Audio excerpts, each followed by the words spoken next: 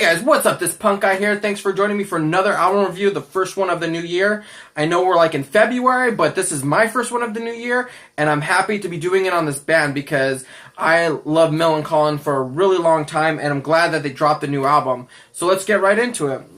Their new 9th album that just dropped, SOS, check it out. Pretty adorable album. It's got the typical Millencolin bird on it and the polar bear, and as you can see, there's like a big social commentary on social media. It's even got the little Twitter bird back there. Anyway, pretty cute little album, I would say. Adorbs. So this is Millencolin's 9th full-length album. The last one in 2015 dropped, True Brew, and it was released on Epitaph, this one as well. And to start right off the bat, this album's a lot more dark and serious than a lot of their other albums. If you know anything about the band, they're more of like a happy sound, talk more about like relationships, friendships, girlfriend, boyfriend, that kind of stuff, and as opposed to like politics. In this album, they get very heavily into politics. And sonically, it's a very typical Millencolin album. If you like Millencolin, you're going to get a Millencolin sound. There's nothing really different they do. There's a lot of the same tropes they have, a lot of the same melodies. Sonically, it's, you know, the same sound. There's nothing different they do, no different tricks.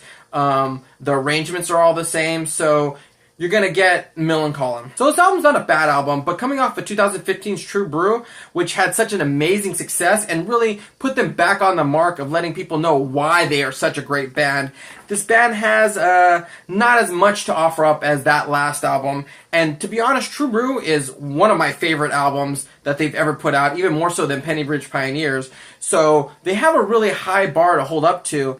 And in my opinion, it's not as good as True Brew. It's still a good album. It's just not their greatest stuff that you expect coming off of that. So I've been listening to this album nonstop, and to be honest, there isn't anything memorable on this album. Like I said, like if you like the sound, then you're going to get typically that sound, but there's nothing really that makes you say, this is a great, great album. The songs are catchy, there's really great writing, but there's just something, I don't know what it is, there's something like that's missing that thrust to make it really, really memorable and stand out from their other albums. Probably thinking I'm crazy too, and why am I thinking that? Well, let's get right into the tracks to let you know.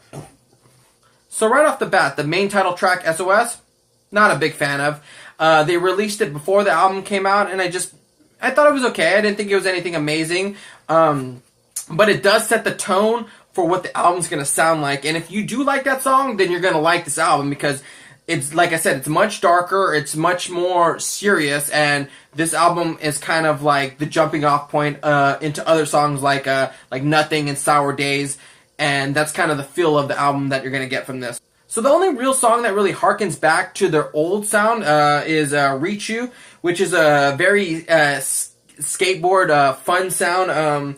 It's very strong, has a nostalgic feel. For me, it takes me back and reminds me a lot of the old Penny Bridge Pioneer album, and I think that song is great. I think it's a lot of fun. So the next track, Trumpets and Poutine, it sounds like a Bad Religion song. First off, it's sung like Bad Religion, and the music is very similar to a Bad Religion song. And that's not a bad thing. I love Bad Religion, but it very much sounds like them and not Millencolin. But I would say if this album had a theme, then this song definitely personifies that theme. And there's a great metaphor in this album about being in a band and politics. And it's a really, really great metaphor, and I think it's the best written track on this album. So kudos to them for that. Another standout song is Carry On, and that is definitely the most catchiest song on the album, and it's really a great track to end the album. It's like one of the ones you go like, okay, that was a good album. Let's listen to it again. It kind of brings it full circle. And also, too, they also do this this vocal melody that they started in True Brew, and they kind of continue through this one, and I think this is the best version of them doing that they've done on any of the songs. So in conclusion, like I said, it's a good album. It's a bit darker than normal. It's not their usual sunny disposition, but it's not a great album. But lyrically, this is probably one of their best albums. They do show a lot of growth in their writing. Just not so much in the music. Like I said, you get the same kind of melodies and stuff like that. It's just kind of okay. I'm going to give this a good 3.5 stars out of 5. So I wrote this down because I wanted to say it exactly because I like the way I wrote it. It's an album you hear and like, but not catchy enough to make you remember it after it's over. And I think that's the bottom line.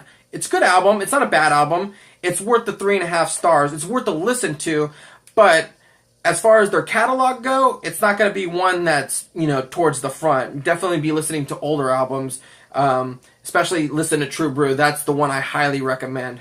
Don't forget to like, add, and subscribe. Instagram, this punk guy, I'll put it somewhere right here.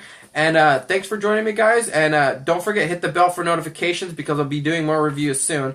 And I'll see you guys on a show! So I hope you guys liked that review. Let me know what you guys thought about it in the comments. I don't want you guys to get the wrong idea that I didn't like it, because I did. It just wasn't one of my favorites, but still a good album nonetheless. So it looks like March is going to be a big pop punk month, so stay tuned for that.